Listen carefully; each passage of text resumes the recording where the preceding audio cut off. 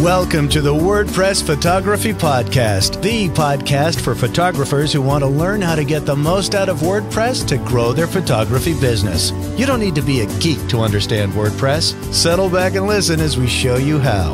Now, here's your host, Scott Wyden-Kivowitz. What kind of photos does a turtle take? Selfies. Selfies. Nice. All right. Selfies. Cool. All right. I'll take it.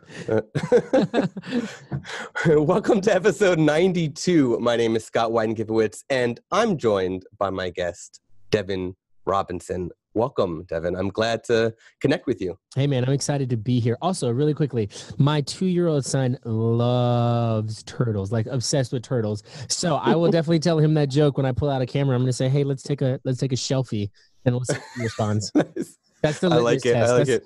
That's the litmus test to a good corny joke, is if a 2-3-year-old can laugh at it, right? That's for sure. Yeah. I definitely let me know what happens. Definitely let me know. Yeah. Awesome. Okay, so quick intro about Devin. Devin Robinson has grown his business, Anchor&Veil, into a high-end destination wedding business where he travels all over the world photographing weddings. Right? That's so right. He has been in 10 different countries and over 20 states, but who's counting? Yeah, well, sometimes it's nice, but yeah, who's counting? Yeah, no, I count. I have a whole map. You know, That's cool. It's fun. It's fun. So Devin's business now includes 5 other photographers and 2 cinematographers. I think that's amazing. So far this year, Devin has got over 400 inquiries, has generated 110 wedding leads from Instagram alone, and has reached 450,000 in revenue. Yep. And one of the reasons why I sort of emphasize on Instagram is because Instagram is today's topic. That's cool. So Devin also runs the Anchored Business podcast and YouTube channel. As you know, if you listen to this podcast, I'm also pretty big on YouTube. I focus a lot on YouTube content. So it's nice to also chat with additional YouTube content creators. Yeah, I'm probably not the best content creator on YouTube, but I do what I can. Not quite to your level. Not quite to your level yet. Yeah, I don't know. I don't know if I have a level, but I'm also doing what I can. So it is what it is. Yeah. Well, it's fun. It's fun to create content and teach people through it. So that's all that matters. So Devin has one of the largest wedding photography courses in the world, and it's called the Wedding Photography Masterclass. And there's a Facebook group, which will be linked in the show notes, which we'll talk about later. Heck yeah, that's my favorite part. Devin, what is going on in your world? What's new? Hey, okay, so a lot of things are, I guess, new. And I guess if we kind of put a timetable on new in the past, I don't know. So I guess new in my business. So I started recently, I guess in the past, since last November. So I guess in a year, I started the kind of associate program where they're not referenced as associates to my clients. They're kind of our family. But I started that, and there's a lot of growing pains that had to do with that, but now it's kind of becoming a well-oiled machine. Still a lot of growing pains. And then when it comes to new, in April, so I guess it's 6, I guess, we fostered an 8-year-old. And then in June, we got a 1 and 2-year-old as well. And so life got real crazy for us. And so things have been kind of crazy. And then at the same time, just kind of trying to grow a brand that kind of helps a lot of people, man. That's like my biggest, that's my heart. And I know a lot of people say it, but like, I try to give so much to where people go, wow, this guy's actually legit just trying to help people. And that's my heart, man. And so I love being able to give as much as I can. Like you said something about my course, but like, I don't even have it available for purchase right now because I just want to give. And so like, that's kind of where I am right now. Yeah, no, I totally feel that. Like I've got courses, and I don't promote them that much, and I'm constantly pushing out free content, whether it's blog posts, podcast episodes, YouTube videos.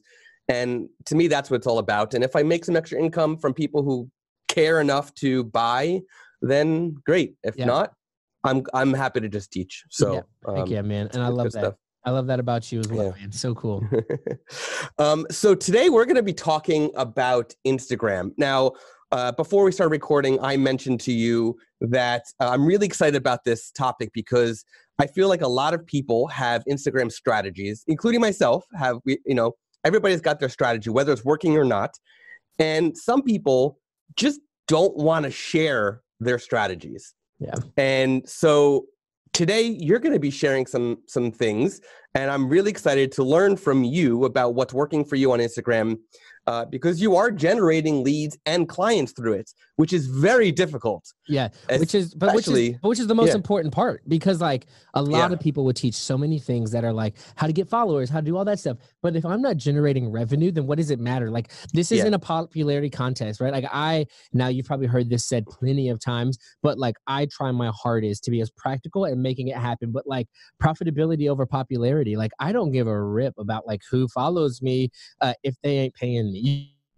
You know what I'm saying? Yeah. And like, yeah. So like I do hope that, like there are photographers that follow me for inspiration and that hopefully follow me for education. But like when it comes to like wedding clients, I want to engage and follow in order to build and generate revenue, because ultimately my bills got to get paid and likes don't pay them. So one thing you just mentioned, because I run in the same situation as you, as a photographer who has clients but also teaches photographers.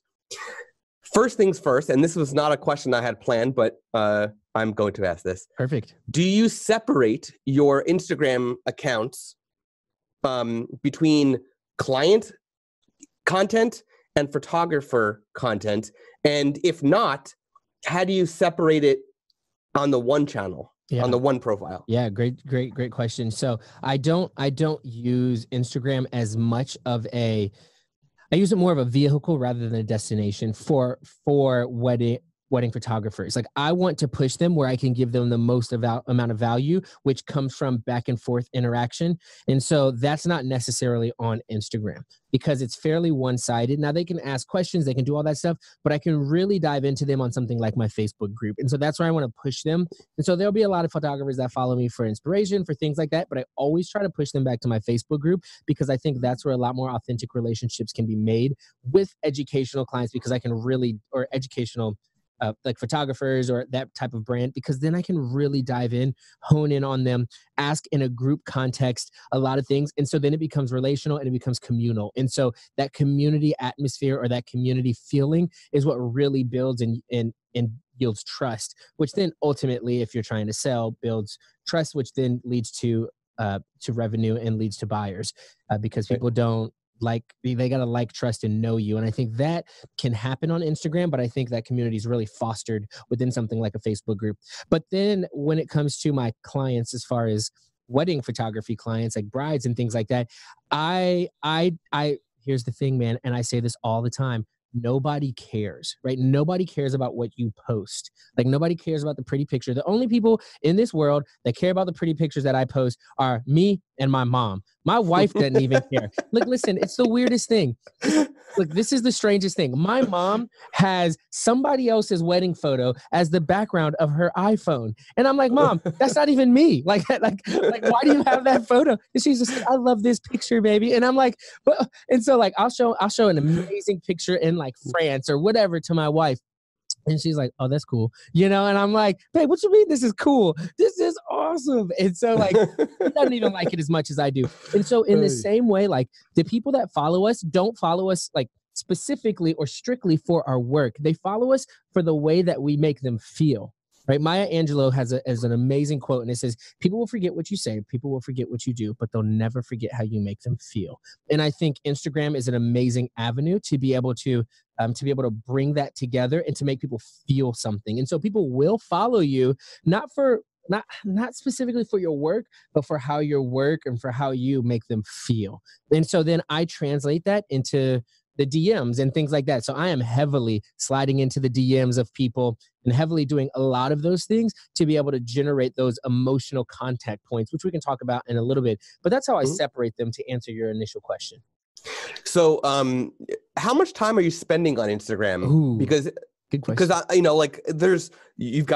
an engaged Facebook group. You've got other, you've got emails going on. You've got Instagram. there's so many different places. But how much time specifically will you? Are you opening screen time? That's exactly what I'm opening right now. So I'm not even gonna like lie about it. I'm gonna tell you exactly how much. Like I probably spend maybe 30 minutes at most I'd have to open screen time too, but at most maybe 30 minutes a day.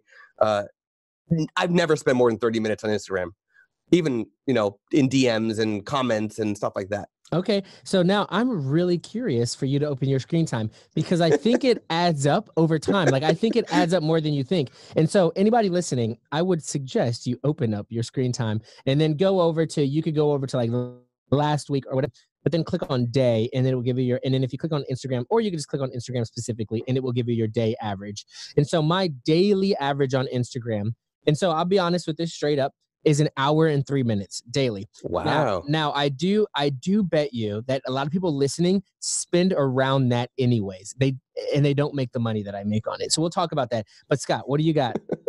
3 minutes. 3 minutes. Okay, hold on. You had like today or yesterday. What do you have for like last week? So if you go to last week and then you click on Instagram from last week. Let's see. Yeah, let's do the week and then Instagram. Okay, so 7 minutes is the daily average for last week. That's incredible. Okay, so now I have I would venture to say that the average person spends a lot more than 7 minutes on Instagram. Probably. And so I'm impressed by you for only spending 7 minutes on Instagram. Now I try to restrain myself. Now I will say that like my average a while ago when I was really heavily establishing this foundation was probably around 1.5 hours to 2 hours a day on Instagram. But like I would spend that anyways a lot of times because it was me and my wife. Like we didn't have kids yet. And so I wasn't super distracted. I was able to do doing this. Now, some people do have kids, but I do also think that there's times where you could do this. Like for me, like I'll do this when I'm going to the bathroom or when I'm like just waking up or something like that. Or like there's so many opportunities for me to do this. Yeah. My strategy, when I talk about it a little bit, so a lot of times I will mindlessly like photos or, but I'm always intentionally engaging. I'm never just scrolling. And so I do this. So one big thing I say is you have to streamline authentic engagement. And so people are going to go, well, what the heck do you mean by streamlining authentic engagement? Doesn't that make it not authentic? And so what I do is I use keyboard shortcuts. So if you have an iPhone, I can tell you how to do this. If you don't, I have no idea how to tell you how to do this. But you would go to settings, general, keyboard, text replacement. And so I have all types of things. Like whenever somebody gets engaged, I will go in and I will write this every single time. I will go in and I will say, I'll type in the words dream wedding and then I'll press space and this whole paragraph populates that says, oh my gosh, so excited, swooning over that ring. Let me actually tell you exactly what it says. So I don't. And that's very smart. It's kind of like Gmail's canned replies feature. Exactly. That you're basically creating for engaging in just on Instagram. It's very smart strategy. Yeah, just exactly. And so I don't have to type it out every single time. Yeah. Which saves me so much time, which saves me another hour on Instagram. Because I'll tell you one thing that's been really cool. I've done this so much that on a Saturday or Sunday, right around now in this season, every time I open Instagram on a Saturday or Sunday, the very first photo that pops up is an engaged couple that literally just got proposed to.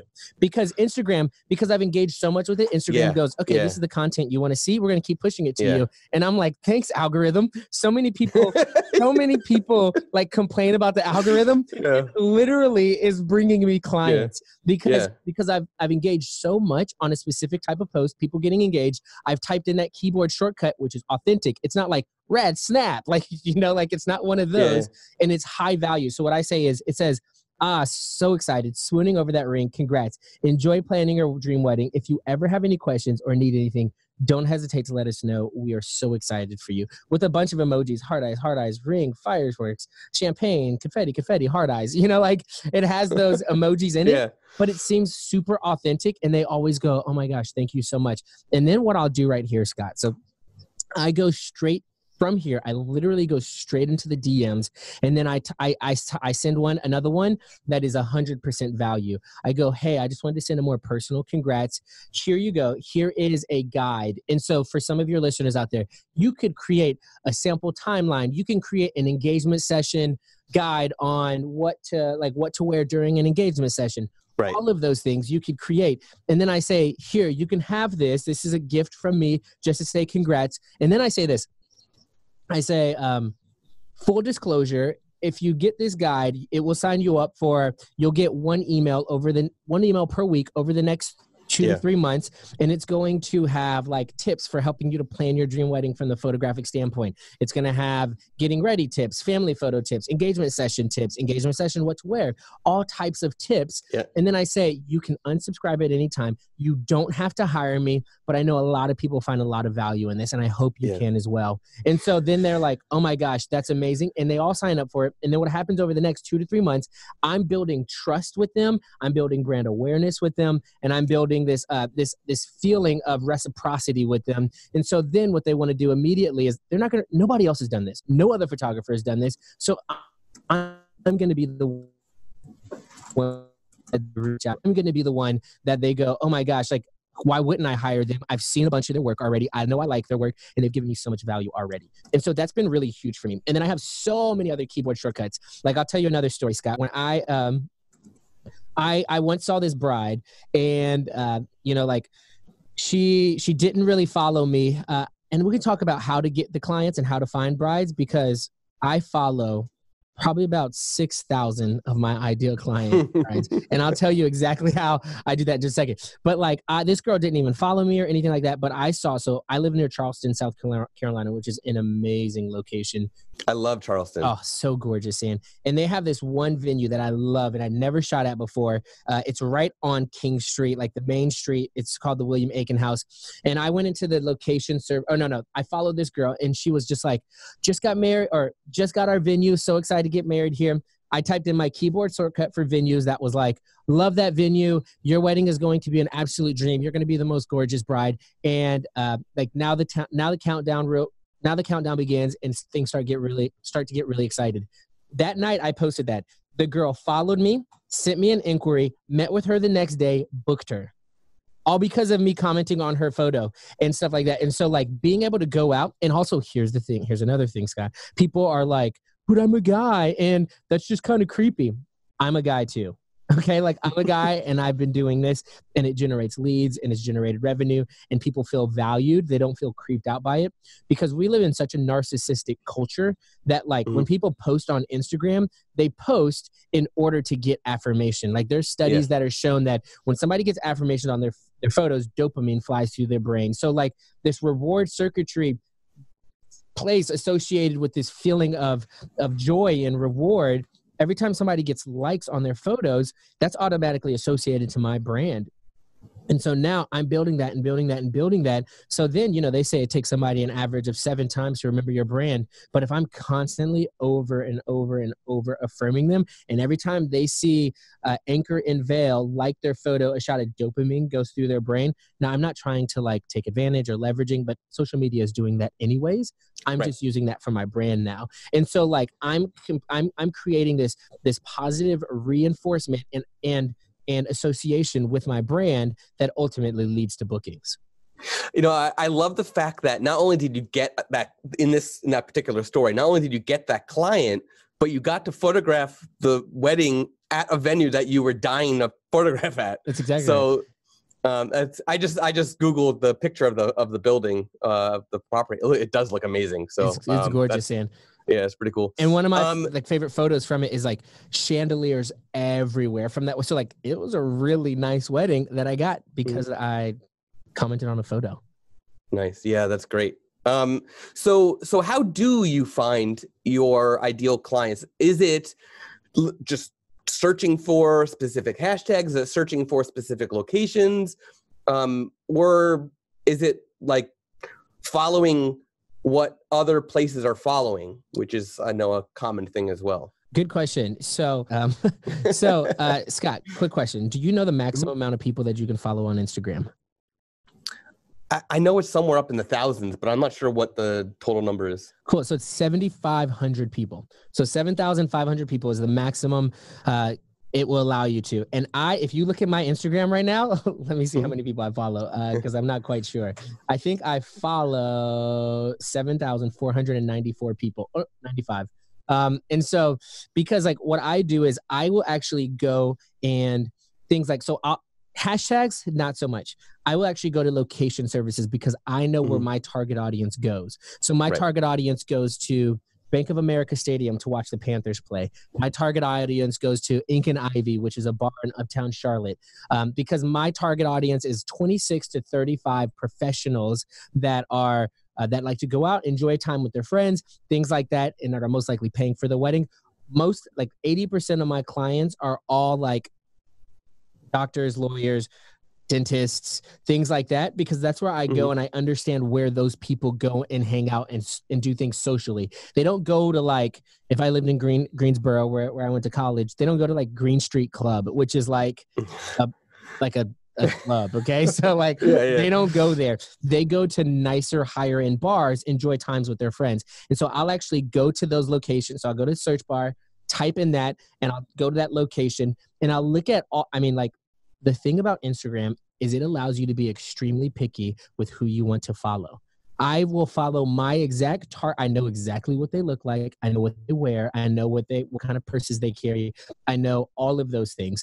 And so I can take a look at somebody's Instagram and know that that's my target audience. And we would all be lying if we say we couldn't do that either. Like, I think most people know who they want to photograph. Yeah, if you want to start doing an hour a day on Instagram, that's like the best way that you can spend an entire week of doing an hour a day is to do the research to find your ideal clients. Yeah. The way that I do it is, or one of the ways that I do it, I should say, is I actually start looking at my clients, because I follow all my clients on Instagram, and then see who they're following and see who has a family, see who's posting photos of their newborns and stuff like that. And I will start following them. And that way I can track who's ready for a family session and who's ready for whose child's turning 1 and ready for a cake smash session and so on. And you can easily like slide into those DMs and go, oh my gosh, I saw that, if you want to, but you could be like, I just saw, like, now I don't think this is kind of creepy. I don't know. You could, I don't know, but you should be like, oh, what a cute baby. I have on my website, like 5 ways to sleep train or something like that, sleep train a newborn or things like that, which people can find a lot of value in. And ultimately that's what we want to give them, is a ton of value. And so, yeah, that's what I do. And like exactly that, I will actually, so a lot of people will go, okay, well, how do you find people, like if they're private, like private accounts? And so what I'll do is, like some of those people that come up in my location services, they're either in a photo with their boyfriend and I'm like, definitely them, or they're in a photo with like 5 of their other friends. And I know and so I will go in and I'll look at their tags and I'll follow all 5 of their other friends. And then people say, well, do you follow them if they're private accounts? And my answer is 100% yes, because now that's even better, because if they're not private accounts, then my follow gets lost in their likes, as they scroll through. But if they're a private account, they have to go to my Instagram page. They have to approve me. And so then they're more likely to follow me back and remember me rather than somebody who wasn't a private account. That's for sure. And if they see that you're following their friends, that even increases the chances that they will follow you back, because then they're going to say, "Oh, well, I'm dating somebody. What if I get engaged? Now I should know this person." So, yeah. And if they follow me back already, then they're social proof. Like there's social proof that I am a trustable account. Yeah. Yeah. So about on average, how many leads do you get on Instagram each month? Like ballpark. Ooh, gosh, good question, man. I love ballparks, but I also am all about real numbers. So let me pull it up right now and tell you. That's a great question. Okay. So in the last, let's see, lead sources, leads by month, Instagram. So this is really interesting. Okay. So 114 total so far, and it's November. I got, let's see, January is a big month. I got 23, February 14, March 15, April, that one's a little bit lower, 6 leads, May 7, and then so 11. So I guess I would average, and then October 12, and then these next couple months, are already like spiking up. And so I would say like I average at least 10, around That's 10, what I was thinking. 10 Yeah. per month. Yeah. Nice. That's pretty good for just Instagram, which is, I have to say, Instagram, while it's the most photo centric potential social media, network for potential leads, it's the hardest. Yep. It is the hardest. And so that's good. 10 on average is pretty impressive. Yeah. So every 3 days I'll get a lead from Instagram. Hypothetically. And so you're using the strategy of sending them to your wedding guides and stuff like that. So while you're in your analytics, about on average, how many of those leads do you get to convert to clients? No, 26%. So 1 out of every 4 turn into clients, which is great. Nice. And we're also in a higher end. Like my associates start at 35, which means nobody books 35. They all book between, like the average for my associates are around 4,800, 5,000. And the average for me is a little bit over 7,000. So we're still on the higher end. So if I were a little bit lower, then we would convert at a much higher rate, but we're still a little bit too expensive for a lot of people. Nice. Yeah. And, that's obviously going to, the potential people who are obviously not your clients will obviously not hire you. So, that's exactly right. Which is perfectly fine. You don't want the people who to not necessarily waste your time, but you want to be able to focus on the people who are more likely to hire you anyway. 100%. And I also like don't want to just because I have associate doesn't mean that I want to give them every bride. Like I want them to be happy with the clients that they get as well, not just give them those people just so I can make more money. Yeah.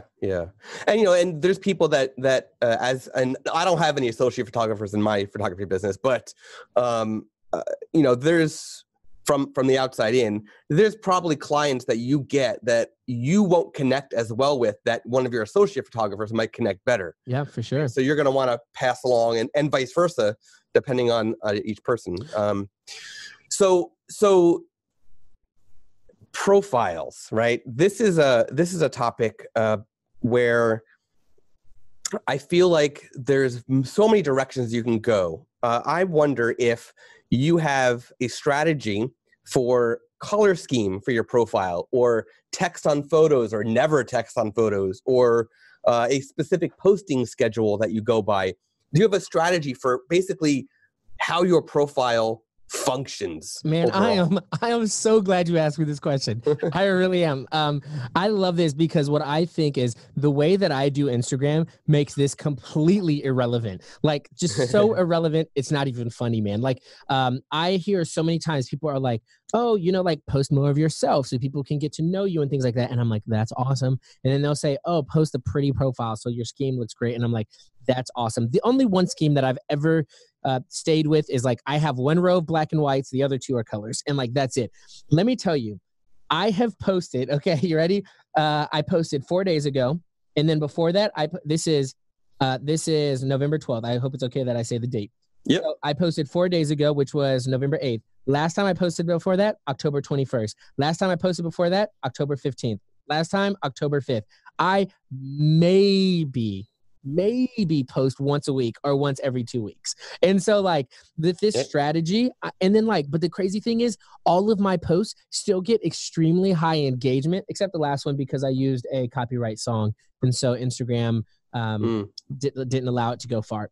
Yeah. But the post and that engagement is going to be because you're engaging more than anything. Oh my gosh, exactly. Like that's the thing. It makes the algorithm, or it makes how much you post completely irrelevant. I post once a week maybe, and I still get super high engagement, and I still get an inquiry every 3 days because it doesn't matter. Like I said, people don't come to my feed because of my work. They come because how I make them feel. And if I can what I do is I go to them to make them feel a certain way. I don't need them to come to me. I'll just go to them.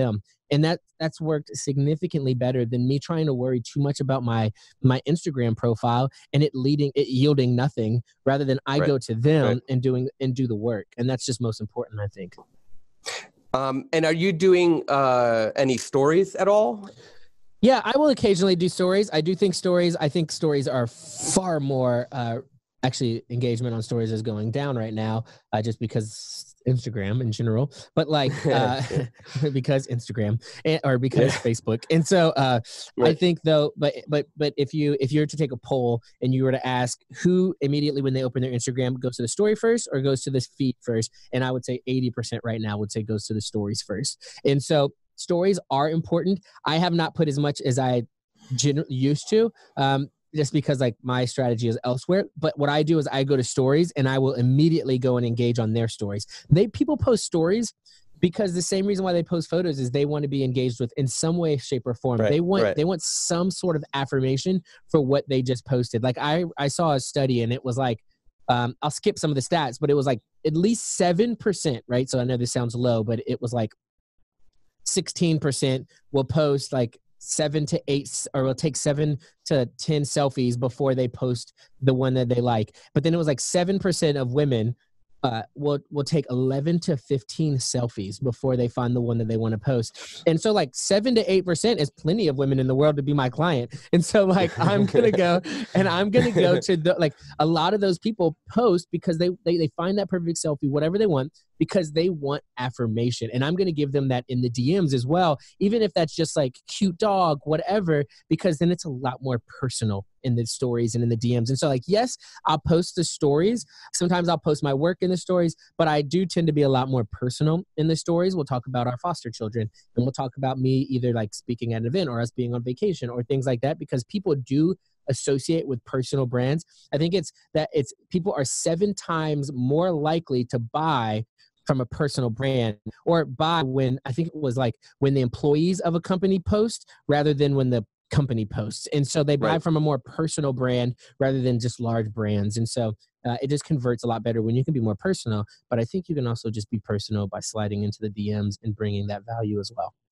You know, that's one of the reasons why Imagely started this podcast in the first place was to put and the reason why we're doing it video is to put faces, and mainly it's me doing it at Imagely, but faces to the company, because otherwise, you know, sure, we have a team page, but otherwise you're just looking at a company that you don't know who's who. So now when somebody thinks about Imagely, that they're thinking about my ugly mug talking to them, you know, which but it's more fine, personal, I guess. But it's more personal, yeah. Mm-hmm. So two final questions I have about strategy. One is, do you have a hashtag strategy when you do post, which by the way, I do about once or twice at most a week as well. But hashtags, do you have a strategy to optimize for hashtags, or is it just go with the flow? Yeah. So I think like there's a misconception behind hashtags is that like, oh, because it allows you to do 30, then do 30. But I have heard statistics that if you do 30, then you're more likely to be like seen as like a bot account that posts just 30. And so I would suggest, I think I say 25 to 27 hashtags in your comments and 3 in the caption. So that's like kind of how I tend to do it. Now you also want to be very, kind of have like have a certain, I can't remember the word, but like associate the amount of likes you get with a photo with the hashtags that you use. So like don't use hashtag wedding because that gets millions of posts per day on it. Use something that's more niched or more specialized. If you get like, it's like if you get 100 likes per photo, then use hashtags that are around 100,000 posts, because then you're more likely to be on that top 9 or whatever to being found. And so what I'll do is I'll do 9 in that 100,000 posts, and then I'll do 9 in like the 200, like the 300,000 to 500,000, and then I'll do another 9 in those like heavy hitter ones that you know get a little bit over that in the post. And that's like how I've researched my hashtags and scripted out my hashtags. I also use keyboard shortcuts for hashtags. If you are copying and pasting hashtags, then you are wasting a lot of time. I will put Charlotte Wedding, press space, and all my hashtags for Charlotte come up. I'll put So I used to do that, but I was introduced to an app that I fell in love with that helps me optimize what hashtags are actually doing stuff. It's called Smart Hash. Okay. So, and I'll send you a link to it. I'll put it in the show notes as well, but I'll send you a link to it. It's iOS, Android, and web. So you can even do it if you're doing something on the web. That it lets you split test your hashtags, and also lets you, it gives you a heat map of what is actually working, getting you engagement. So that way, okay, well, this one is not working. I should stop using it.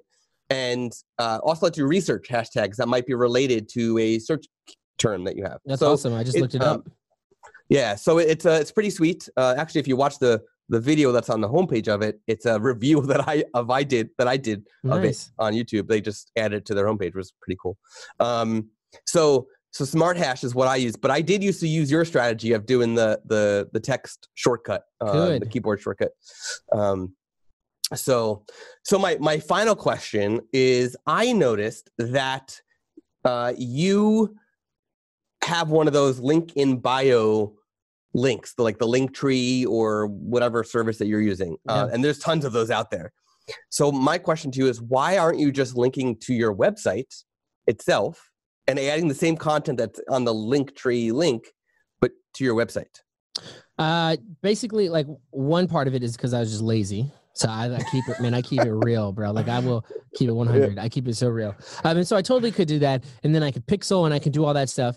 But like, one of the hard parts about pixeling is, like, I don't know exactly where that comes from. And so if you look on that link tree, it goes to different parts of my website, which is great. People can click on the different things, which I could still do on my website as well.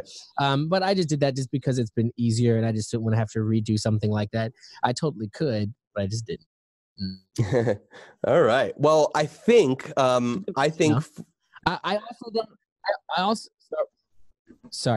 also haven't like seen a lot of data from that shows a lot of people click that made it like worth it for me to go, I need to do this right away. I could, even because one is better than none, but I just hadn't done it. Cool.